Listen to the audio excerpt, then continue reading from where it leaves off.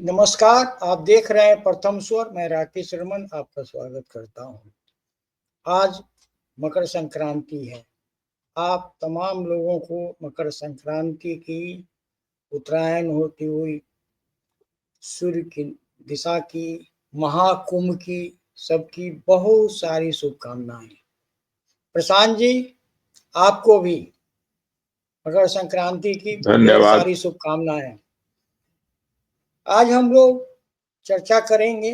महाकुंभ में तो गजब हो रहा है, इतने संख्या में लोग और इतने शानदार आयोजन कि वहाँ मोदी योगी के नारे लग रहे हैं। लेकिन आज हम लोग बात करेंगे दिल्ली और बिहार की। मकर संक्रांति और नीतीश भ्रांति, जो नीतीश कुमार को लेकर तमाम यूट्यूबर तो छोड़िए, नेशनल मीडिया उनको कब का पलटी मार बता रहा था कि आज पलटे कल पलटे। तो उन लोगों ने मकर संक्रांति का डेट रखा था। और प्रशांत जी, आपको याद है, हम लोगों ने आज से 10 दिन पहले, लगभग 7-8 दिन पहले, हम लोगों ने बोल दिया था कि कहीं नहीं जाएंगे, और अंतोगत्वा जो हम लोगों का आकलन था वही सही हुआ। आज भी देख रहा हूं बयान तो कुछ उस तरह के आ रहे हैं। तो पहली प्रतिक्रिया तो ये जो नीतीश को लेकर जो भ्रांति बनाई गई उस पर आपकी। जी बिल्कुल। सर, ऐसा है कि एक तो दही चूड़ा की परंपरा बिहार में बहुत पुरानी है। तो मकर संक्रांति के दिन दही चूड़ा अब तो ये एक फैशन भी हो चुका है कि राजनीतिक लोग इसको अपने अपने घरों पर या पार्टियों के ऑफिस में या बड़े नेताओं के घरों पर करते हैं आयोजित, और उसमें तमाम दलों के नेताओं को भी बुलाया जाता है। सभी लोग एक दूसरे के यहाँ जाते भी हैं।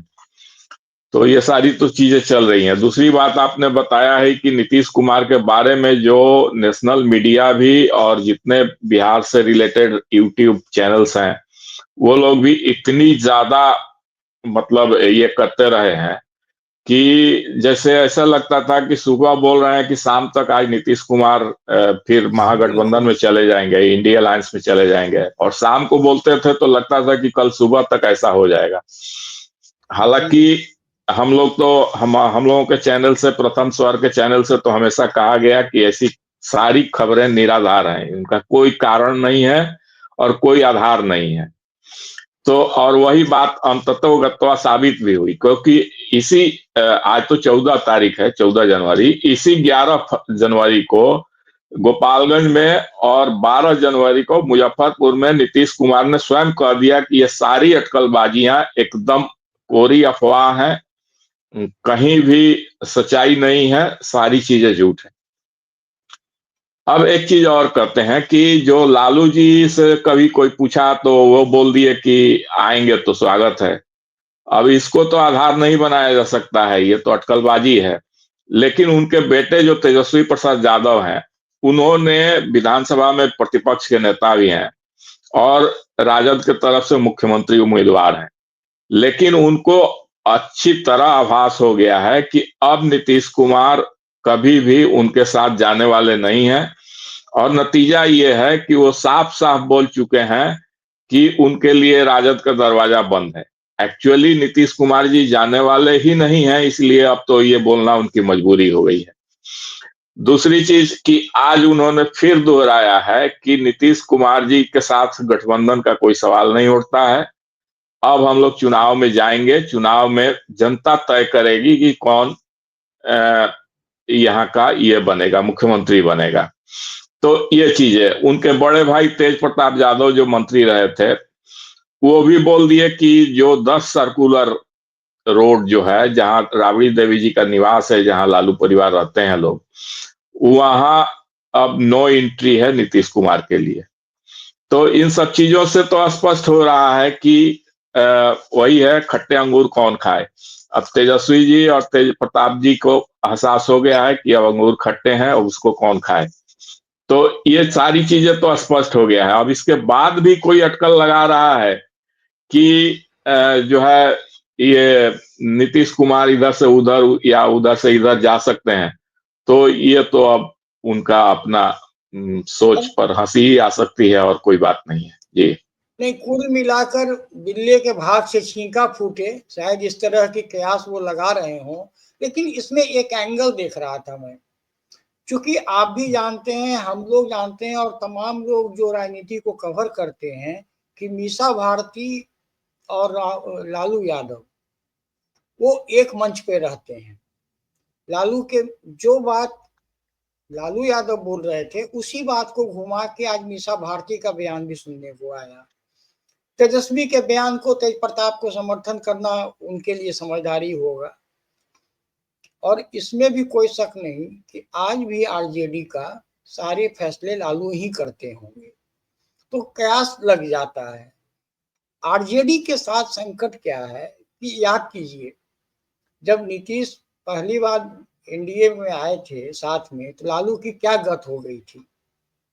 ये तो नीतीश पलटी नहीं मारे होते तो आज आरजेडी का शायद नाम लेवा नहीं कोई बचता, या बचता भी तो बहुत बुरे स्थिति में होता।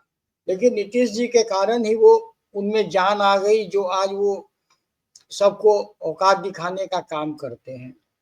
बहरहाल वहाँ की राजनीति केवल उम्मीदों पे, एक कयासों पे जिंदा है। आरजेडी को डर लग रहा है कि अगर जदयू और भाजपा यूं ही गठबंधन में बनी रही मजबूती से, तो उनका सुपड़ा साफ हो सकता है। और शायद इसी चीज को लेकर, चूंकि आगे चुनाव है, हाँ इस तरह की कवायद की जा रही होगी। जी हाँ, एक चीज और है जी सर कि प्रशांत जी। लालू जी, ये जो आपने बताया बहुत बड़ी बात है कि जो आज ये नीतीश कुमार और भाजपा का गठबंधन कायम रहता है तो राजद का कोई स्कोप नहीं बनता है बिहार में उनका, राजनीतिक रूप से बहुत। और इस बार तो चिराग पासवान भी साथ में है। आज चिराग पासवान ने भी अपने आवास पर बुलाया था पार्टी ऑफिस में मुख्यमंत्री नीतीश कुमार को, और नीतीश कुमार गए भी, 10 मिनट वहां ठहरे भी। तो इन सब चीजों को देखते हुए दूसरी चीज ये है कि लालू जी की बहुत दिली तमन्ना थी कि अपने जीवन काल में वो तेजस्वी प्रसाद यादव को मुख्यमंत्री बनने देखना चाहते थे। लेकिन अब उनको लग रहा है कि नीतीश कुमार एनडीए में रहेंगे तो ये सपना उनका पूरा होने वाला नहीं है। और दूसरी चीज की, राजद को सत्ता की भूख बहुत ज्यादा रहती है, इसलिए दूसरी तरफ ये भी बोलते रहते हैं कि यदि कहीं भूले भटके आ जाए तो उनको सत्ता बैठे बिठाए मिल जाएगी, जैसा कि पहले 2 बार हो चुका है। तो यही सब कारण है, लेकिन ऐसा कोई कुछ अब दिखता नहीं है। और नीतीश कुमार और चिराग पासवान और भाजपा, इसकी जो कॉम्बिनेशन है इतना जबरदस्त है कि उसके आगे राजद की मिट्टी पलीद होने वाली है इलेक्शन में, ये तय है। और इससे भी घबराहट है राजद में अच्छी खासी। जी जी यही निष्कर्ष है। और हम लोग भी इतने तो राजनीतिक कमेंटेटर होने के नाते हम समझ ही सकते थे कि आरजेडी की बेचैनी ज्यादा है। तेजस्वी अभी यंग हैं, उतने परिपक्व नहीं हैं। भले उप मुख्यमंत्री बन जाए, मंत्री बन जाए, वो तो कृपा पात्र हैं। और इतना स्किल भी नहीं होगा जैसी उनकी शिक्षा दीक्षा रही है। तो खैर बहरहाल आज उन बातों पे नहीं, आगे देखा जाएगा राजनीति में क्या कहा जाता है और क्या होता है। बड़ा अंतर है इसमें। लेकिन अब हम लौटते हैं दिल्ली की राजनीति पे। सर, दिल्ली की चुनाव की पूरी चल रही है। दिन भर में 4-4, 5-5 प्रेस कॉन्फ्रेंस, हर बयान पर पलटवार चल रहा है। इस बीच आपको भी याद होगा कि कांग्रेस उतरी मैदान में और कही कि हमारी सबसे बड़ी गलती थी कि हमने आम आदमी पार्टी के साथ समझौता किया और उनकी सरकार बनाने में हमने जो उस वक्त मदद की, सरकार बनवाई, वो हमारी भूल थी। और उसी कॉन्फ्रेंस में अजय माकन ने केजरीवाल को देशद्रोही कहा, ट्रेटर। अब तक राजनीतिक बयान में एक बार संबित पात्रा ने राहुल गांधी को ट्रेटर ट्रेटर कहा था, और दूसरा अजय माकन ने केजरीवाल के लिए ट्रेटर शब्द का इस्तेमाल किया कि देशद्रोही है। सडनली उनका इस बाबत अटैकिंग पीसी होना था जिसको रोक दिया गया। तो लोगों को ये लगा कि कांग्रेस अब शायद केजरीवाल और राहुल गांधी में समझौता हो गया है। और काफी लंबे समय के बाद 14, आज है 13 तारीख, कल 7 बजे शाम में सीलमपुर इलाका, जो कि थोड़ा मुस्लिम इलाका भी है, ज़्यादा मुस्लिम उधर हैं, वहाँ राहुल गांधी ने एक रैली को संबोधित किया। तो रैली में संबोधित करते हुए राहुल गांधी ने पहला अटैक आरएसएस, अडानी, मोदी सब करते रहे, केजरीवाल का नाम नहीं लिया। तो इस अटैक, मतलब ठीक है आप चुनाव लड़ रहे हैं, आप उम्मीदवार उतार रहे हैं, लेकिन आप केजरीवाल का नाम लेने से डर क्यों रहे हैं? गुड़ खा या गुलगुल्ला से परहेज। ये जो राहुल गांधी ने जो पर केजरीवाल पे जो अटैक नहीं किया, उसको आप कैसे देखते हैं? सर एक तो है कि बीजेपी को जो अटैक करने का और खास करके आरएसएस का नाम लिया राहुल गांधी ने, तो इसमें एक बहुत रणनीतिक चालाकी है, क्योंकि और वो भी मुस्लिम एरिया में। आपने सही बताया सर कि वो मुस्लिम बहुल क्षेत्र है। तो इसके पीछे एक बहुत चालाकी भरा हुआ रणनीति है। उनको पता है कि वो जो मुसलमान वोट बैंक है, या तो इधर जाएगा या उधर जाएगा, यानी केजरीवाल को मिलेगा या कांग्रेस को मिलेगा, वो बीजेपी को मिलना नहीं है। और जो ज्यादा अच्छी तरह बीजेपी को टारगेट कर सकता है, खास करके उसके आरएसएस को, संघ परिवार को, तो उसके तरफ ज्यादा झुकाव होता है। ये अमूमन ऐसा सोचा जाता है, ऐसी लोगों की रहती है धारणाएं। तो उस हिसाब से राहुल गांधी ने, और बार बार राहुल गांधी ने वहां मोहब्बत की दुकान, नफरत के बाजार में मोहब्बत की दुकान वाली बात, रिटोरिक जो है, वो बहुत बार बार उन्होंने दोहराया।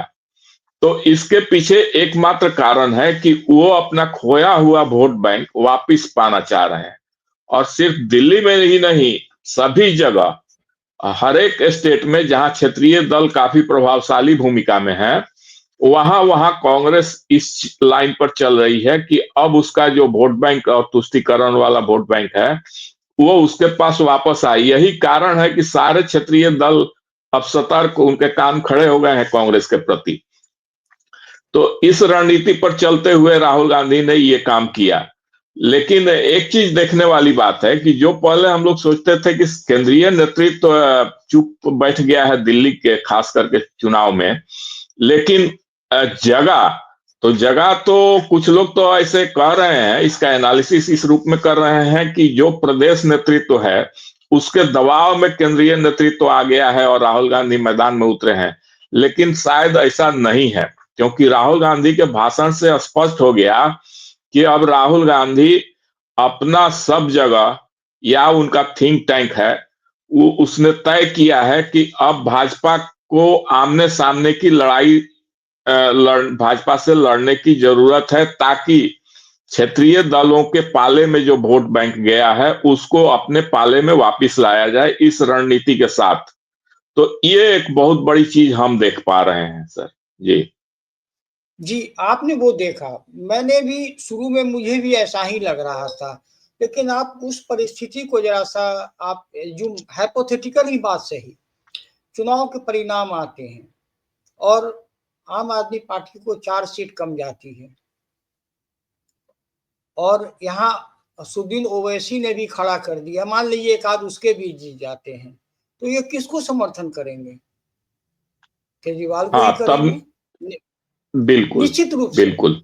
तो मैं जो कल जब उनके भाषण को मैं पूरा बहुत गौर से, हालांकि बहुत कम देर बोलते हैं राहुल गांधी, अभी उनका कैपेसिटी वो नहीं बना है कि लंबी भाषण दे सकें, मैंने उनके पूरे भाषण को सुना।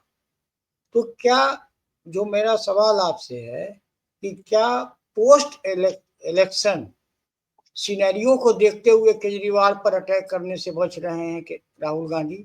सवाल नंबर 1। और अगर ऐसा करेंगे तो क्या वो दिल्ली के मैदान की लड़ाई से ही दूर नहीं हो जाएंगे? जी प्रशांत जी। जी, क्योंकि दिल्ली के लड़ाई से तो दूर इसलिए नहीं हो पाएंगे क्योंकि लोगों को पता नहीं है कि पोस्ट इलेक्शन क्या होगा। लेकिन उस पर ज्यादा लोग सोचते नहीं है, खास करके आम सामान्य लोग, सामान्य मतदाता उस विषय पर नहीं सोचते हैं। ठीक है, हम लोग एनालिसिस के रूप में या जो बड़े बड़े पत्रकार लोग हैं वो सब सोचते हैं जरूर कि चूंकि भाजपा को रोकने के लिए कांग्रेस पार्टी किसी भी हद तक जा सकती है, और जैसा कि 2013 में भी किया है, उसने कांग्रेस केजरीवाल को मात्र 28 सीटें आई थी, कांग्रेस के सपोर्ट से सरकार बन गई थी। तो उस तरह की चीजें फिर कांग्रेस कर सकती है यदि उस तरह की परिस्थितियां आएंगी तो। लेकिन ठीक है, कुछ लोग ऐसा कह रहे हैं कि त्रिशंकु विधानसभा हो सकता है, लेकिन जो अभी तक स्थिति देखने को मिल रही है, इस बार भी कांग्रेस मुश्किल से खाता खोल ले तो वही बहुत है। 0 से लेकर 3-4 सीटें तक आ सकती हैं, इससे ज्यादा कांग्रेस की गुंजाइश नहीं है। और जो इस बार की जो चीजें हैं, एक चीज और है कि इस बार स्पष्ट बहुमत करीब करीब भाजपा को मिलने वाली है, इस तरह की भी प्रिडिक्शन लोग कर रहे हैं जो सेफोलॉजिस्ट हैं या जो इस तरह के पब्लिक ओपिनियन है, वो सब चीजें स्पष्ट बता रही हैं। तीसरी चीज कि इस बार जो है, हमेशा जो बड़े नेताओं की स्थिति है वो प्रभावित करती है तमाम इलेक्शन को। तो इस बार देखा जा रहा है कि जो दिग्गज 3 नेता हैं आम आदमी पार्टी के, जिसमें श्रीमान केजरीवाल, बहुत शातिर व्यक्ति, वो खुद उनकी सीट फंसी हुई नजर आ रही है। मनीष सिसोदिया, उनकी भी सीट फंसी हुई नजर आ रही है। आतिशी सिंह मार्लेना, उनकी भी सीट फंसी हुई नजर आ रही है। और तो और ये घबराहट का ये स्तर है आम आदमी पार्टी में कि संजय सिंह ने आरोप लगा दिया कि करोड़ों रुपए भाजपा ने संदीप दीक्षित को दिए हैं केजरीवाल के खिलाफ लड़ने के लिए नई दिल्ली सीट से। और इतना ही नहीं, एक और फरहाद सूरी है कांग्रेस के प्रत्याशी जंगपुरा से, जहां मनीष सिसोदिया लड़ रहे हैं, उनको भी भाजपा ने करोड़ों रुपए दिए हैं।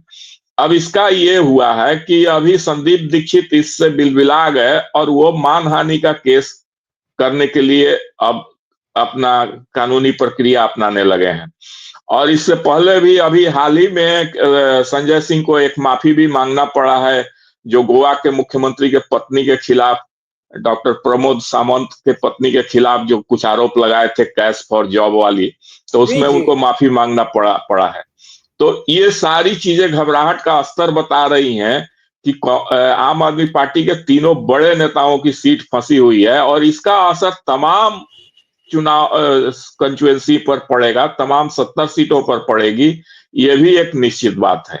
जी जी, देखिए दिक्कत क्या है, आम आदमी पार्टी की एक राजनीति का पैटर्न रहा है दागो और भागो, यानी मारो और ससुरो हम लोग कहते थे जब अपने खेलते कूदते में, दागो और भागो। ये कुछ भी बोल देते हैं, उस वक्त तात्कालिक लाभ ले लेते हैं, बाद में तो कोर्ट में नाक रगड़ते ही हैं। केजरीवाल ने अरुण जेटली के ड्योढ़ी पर नाक रगड़ा ही है, न जाने कितने लोगों से माफी मांग रहा है, अगर पूछा जाए तो उसको भी नाम लेने में टाइम लगेगा। तो इन लोगों की राजनीति इसी तरह की रही है। लेकिन आज केजरीवाल की जो एक इमेज थी, कट्टर ईमानदार अपने को कह के, ईमानदार की इमेज, आज वो इमेज लोगों में को पूरी तरह से पता चल चुका है कि वो ईमानदार नहीं रहे। और दूसरे सर, आज एक दिल्ली पुलिस ने खुलासा किया है, आपने भी सुना होगा कि दिल्ली के स्कूल में बम से मारने उड़ाने की धमकी वाले कॉल आते थे, जिसके कारण लॉ एंड ऑर्डर को केजरीवाल मुद्दा बनाते थे। उसका खुलासा आज हुआ है कि एक जुवेनाइल है, अंडर 14 बच्चा स्कूल का, वही सारे मेल किया था अब तक। और उसके माता पिता एनजीओ चलाते हैं, जैसे आतिशी के माता पिता चलाते हैं ना, जो अफजल गुरु के फांसी को रुकवाने के लिए चिट्ठी लिखे थे। तो अभी एनजीओ का भी नाम खुलासा नहीं किया गया है और बच्चे का भी नाम का खुलासा नहीं किया गया है। लेकिन इतना तो तय हो गया है कि ये खुलासा जब 2-4-10 दिन में होगा तो अरविंद केजरीवाल के लिए एक मुसीबत का सबब बनेगा, क्योंकि एनजीओ वाले 90% तो केजरीवाल के साथ हैं, और आधे एनजीओ जो शुरुआत में 12-13 में जुड़े थे, बहुत बंद भी हुए और बहुत इधर उधर से काम कर रहे हैं। तो कुल मिलाकर केजरीवाल की छवि में अब पूरी तरह से डेंट लग गई है। He is no more a honest man. और उसके ऊपर से उसके चेहरे पर बहुत सारे दाग हैं, उसमें एक प्रमुख दाग शराब घोटाला का है, क्योंकि इसमें तो मनी लॉन्ड्रिंग एस्टैब्लिश्ड है। तो क्या आपसे मेरा आखिरी क्वेश्चन सर, अंतिम सम अप कर दीजिएगा, क्या अरविंद केजरीवाल फिर भी उतना ही इफेक्टिव रहेंगे इस चुनाव में? सर, केजरीवाल का ग्राफ बहुत तेजी से गिरा है, क्योंकि देखिए 2025 तक जमुना साफ करने की बात उन्होंने कही थी। अब कह रहे हैं कि उस पर वोट नहीं मिलता है। तो ये सब बातें बहुत नकारात्मक रूप से उनके खिलाफ जा रही हैं। इसके अलावा प्रधानमंत्री आवास योजना को उन्होंने दिल्ली में लागू नहीं होने दिया। इसका गुस्सा भी झुग्गी वासियों में, गरीब लोगों में काफी है। इसके बाद ऑटो रिक्शा वाले इतने ज्यादा नाराज हैं केजरीवाल से, क्योंकि पिछली बार के इलेक्शन, जितने भी इलेक्शन हुए, ऑटो वालों ने खूब डट कर सपोर्ट किया था। इस बार बहुत ज्यादा नाराज है, क्योंकि उन पर बहुत ज्यादा टैक्स लगता है वो ऑटो खरीदते हैं। तो इन सब चीजों से कुल मिलाकर स्थिति ये है। डीटीसी का बहुत बार हम लोग चर्चा कर चुके हैं कि उसका उन्होंने भट्ठा बैठा दिया है। सारे विभागों में भ्रष्टाचार है, बहुत सारे लोगों को नौकरी कुल से मिलाकर हाथ धोना पड़ा है। तो ये सब चीजें, सारी चीजें जो हैं, सड़कें इतनी खराब हो गई हैं, बरसात के सीजन में कितना स्थिति खराब हो जाता है, ड्रेनेज सिस्टम खत्म है, कोलैप्स कर बिल्कुल चुका है। बिल्कुल हाँ, तो सारी चीजें कुल मिलाकर स्थिति ये है कि अब केजरीवाल को मामला संभालने से भी नहीं संभालने वाला है।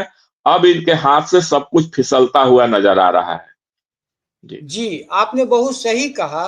जमुना साफ करने से वोट नहीं मिलता, लेकिन जमुना का 8,500 करोड़ रुपया जब तुमने साफ नहीं किया तो खा कैसे गए? कहाँ गया वो पैसा? इसका हिसाब तो दिल्ली मांगेगी।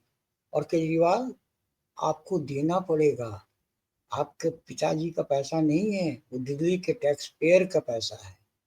आज के लिए बस इतना ही। यदि आपको हमारा विश्लेषण अच्छा लगा हो तो इसको लाइक कीजिए, शेयर कीजिए और सब्सक्राइब निश्चित कीजिए। जय हिंद।